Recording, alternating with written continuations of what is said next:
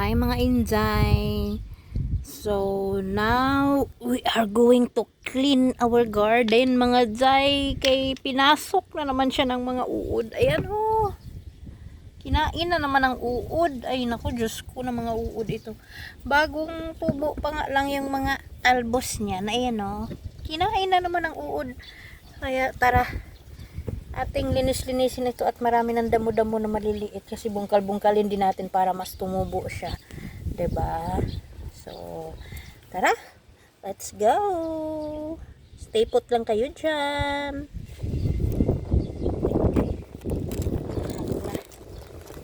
Pakita po kay videographer eh. Diha lang sa kadapit ha. Ay, kabayo. Sinasabi ko na eh. Sinasabi ko na nga ba. Ayan, dyan ka lang muna. Lilinis lang tayo. So, meron akong maliit na ganito para pang ano lang talaga to siya pag magdadamo ka. Kasi mahirap pag malaki. Mabubungkal, matatouch yung mga ano niya ba. Ugat-ugat sa ilalim na bagong ano pa lang. Kasi yung ibang mga halaman, mga sensitive, so para hindi natin ano, dandahan lang kasi pag ganito maliliit pa yung ano, damo, mahirap bungkalin, kaya dandahanin lang natin unti-unti kasi pag bunutin mo yung ugat niya nandun pa rin, paglipas ng ilang araw tubo na naman, lalo pat laging nababasa, bilis nilang tumubo. So meron tayong papaya, ayan o, hindi na natin yan pakialaman kasi gusto ko lumaki yan dyan. Sana mamunga din. So yung ibang part malalambot, pero yung ibang part naman matitigas. Kaya bunutin muna natin yung damo bago natin bungkalin.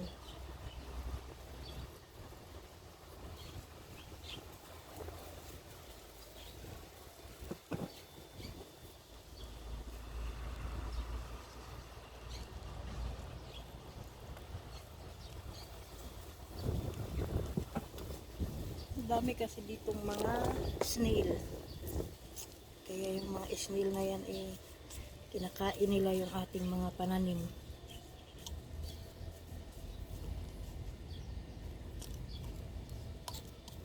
Pagsipagan muna tayo ngayon kay nabuburyong ako doon sa loob, naantok ako, kaya dito na lang ako sa garden at makapanghap pa tayo ng preskong hangin, diba? Dami yung mga damo na ito. Ano kaya itong mga damo na ito? Napakadami nila.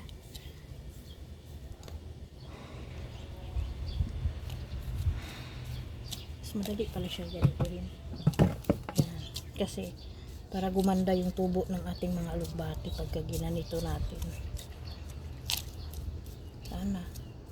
Sana lumago na siya. Para magkagulay na tayo kasi balak magluto na ng munggo. Yun, diba? Paborito ko kasi ito alugbati sa munggo, gulay na munggo, pero pag ibang gulay ayaw ko, mas gusto ko siya sa munggo.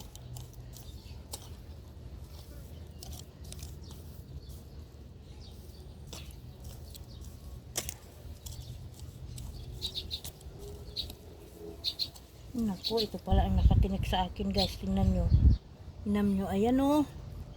Yan yung nakatinik sa atin nung nakaraan, kaya masakit yung ano ko. Ay, nakita na siya ngayon. Ay, sa ano to parte ng cactus pala ito. Ayan o. Ay, naku. Kaya naman pala. Sinong nakaraan talagang masakit yung, sabi ko masakit yung paa ko na kasi natinik pala siya doon. Tapos masakit yung aking kamay. Pero tinitignan ko, wala naman akong kitang tinik. Yung pala kasi sobrang liit niya, hindi mo halos mapansin. Wala naman akong gloves guys, nahiya naman ako na magpabili sa amo ko Mamaya sabihin, dami-dami mong request, diba? Kaya ano na lang tayo, tsaga marunong mo din tayo mahiya at minsan abusada tayo, pero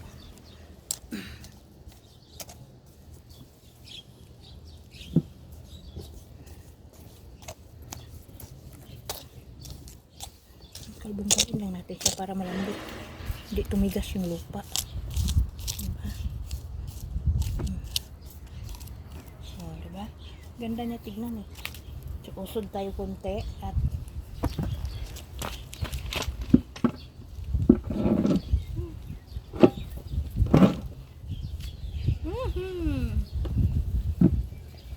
kita kayo ating buli dyan.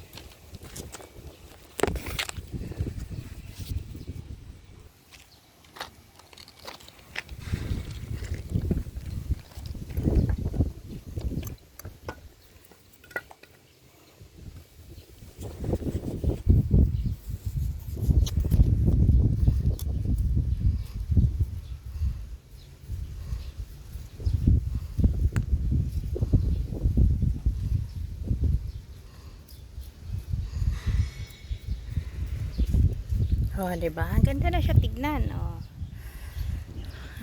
Ating mga katalbusan.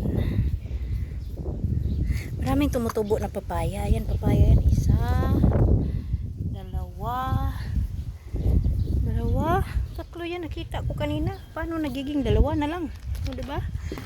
Naguna na siguro natin yung isa. So, ganun lang.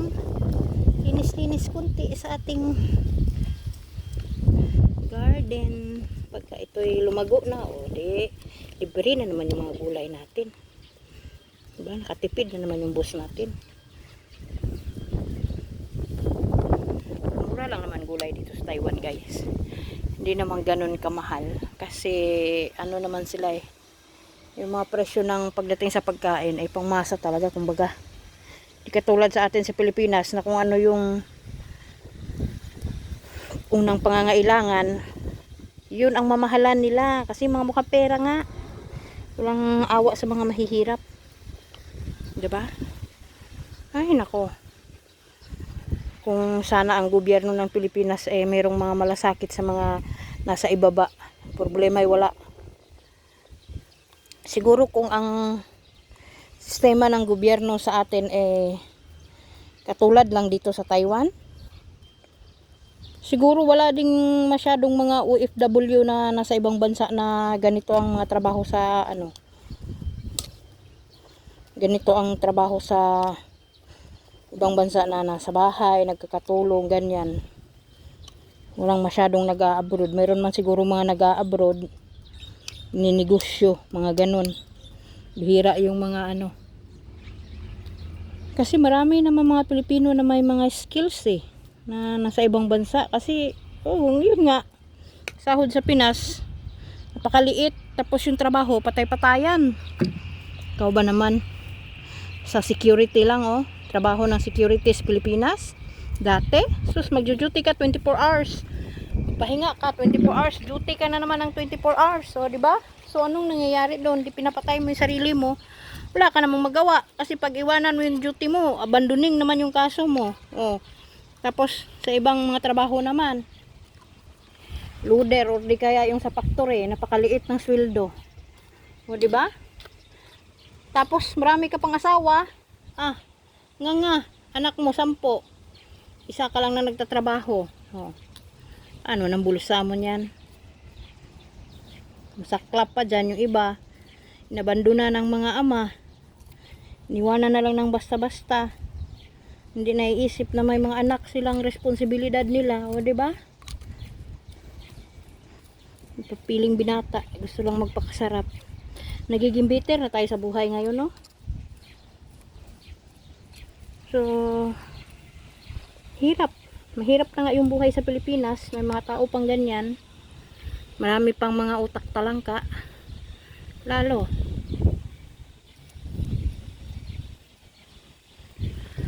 Ay nako, pag hindi ka sa Pinas kasi, pag hindi ka marunong lumaban, kawawa ka eh.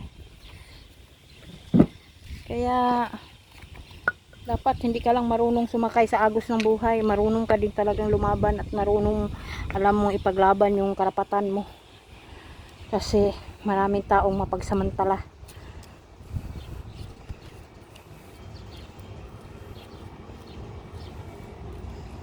Nagbubungka lang tayo ng lupa pero nakarating naman tayo sa realidad ng buhay. Ay nako, Diyos ko, sarap makipagkwentuhan. So ito lang muna yung pwede nating i-touch ngayon kasi medyo ano na to sila. Yung ating kasibuyasan doon, hindi pa pwedeng galawin yan kasi bagong ano pa lang, sibol. Kumbaga bagong tubo pa lang yung kanyang mga ugat, tapos pag iniistorbo mo yan, so parang ano no, muna natin istorbohin yan. Ito naman siguro mga after 1 week pwede na natin yan dyan girahin. Ito lang muna kasi tagal-tagal na to eh. Ang paborito kasi nitong alugbate, yung ulan. Yan, best friend talaga ng alugbate, yan yung ulan. Ang problema mo nga, wala pa naman tayong ulan. Kaya tsatsaga lang muna sila sa tubig na dinidilig natin. So, hindi naman nila gusto yan. Alam nyo, sa totoo lang, isang ulan lang to. 1, 2, 3 ulan. Ang lago na nito na parang ano. Mabilis lang naman kasi palaguin ang mga alugbate. Pag tama lang yung panahon niya. Maganda yung panahon. Tignan mo, inubos na ng snail talaga Binalatan na siya ng kalahati. So, mamamatay din yan siya. Kawawa. So, ayun lang guys. Maraming salamat. Next time ulit. Doon naman tayo sa susunod. Diyan naman tayo. Yan naman lilinisin natin. Kasi dito malinis na. Tingnan. ulan na lang hihintayin natin. So next time, dito naman tayo. Ito, pahuli natin yan kasi patubuin muna natin kunti yung mga maliliit na mga gabi. So ito yung next natin. So ngayon, magpapahinga muna tayo. Huwag tayong sumubrang sipag din kasi hindi rin maganda. Sumasakit ang aking likod. Matanda na kasi yung inday nyo. So yun lang no. Next time ulit, update ko kayo. Bye bye. God bless.